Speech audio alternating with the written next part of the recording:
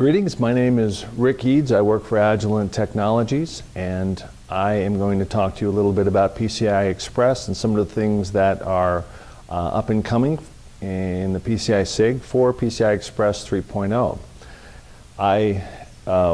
In my job for Agilent Technologies, I also serve on the board of directors for the PCI SIG, and as part of that responsibility, I also participate in a number of the working groups.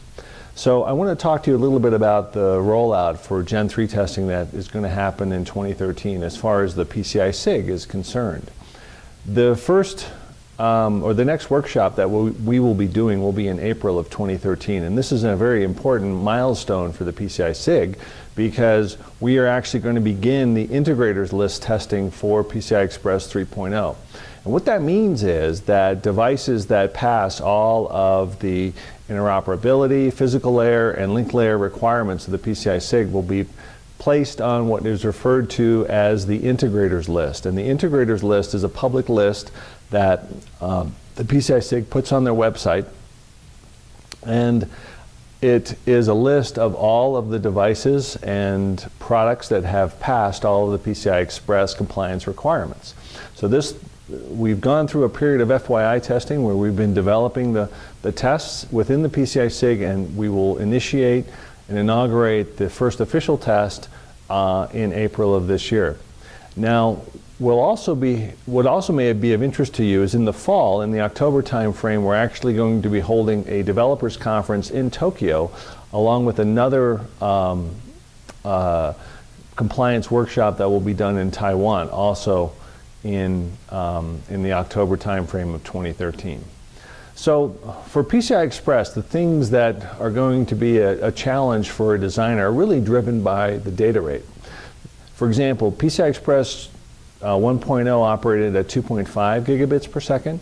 PCI Express 2.0 operates at 5 gigabits per second. Well, PCI Express 3.0 operates at 8 gigabits per second. And there's a couple of things that are that we added to the standard that are significant from a designing standpoint. First off, the Gen 3 version of the standard requires that the equalizer include a CTLE and DFE equalizer. So that equalization scheme on the receiver was not part of either the Gen 1 or the Gen 2 standard. All they had was transmitter-based de-emphasis, and that's still part of what's required. So when it comes to what's important from a testing standpoint, the things that were important in Gen 1 remain important for Gen 2. So what we did for Gen 1 was a lot, at the physical layer, was a lot of evaluation of the quality of the transmitter. And we still do that for Gen 3, and it's still important. What's new, though, is that for Gen 3, we're also looking at receiver testing. And because the receiver is really the crucial component of what we believe is going to be valid and good interoperability for PCI Express Gen 3, we have developed a very rigorous receiver jitter stress test that we run, where we stress both the voltage and the jitter of the PCI Express Gen 3 signal going into the receiver. So that's something that's going to be new. That's something you'll probably be able to hear about at the event that you're attending today.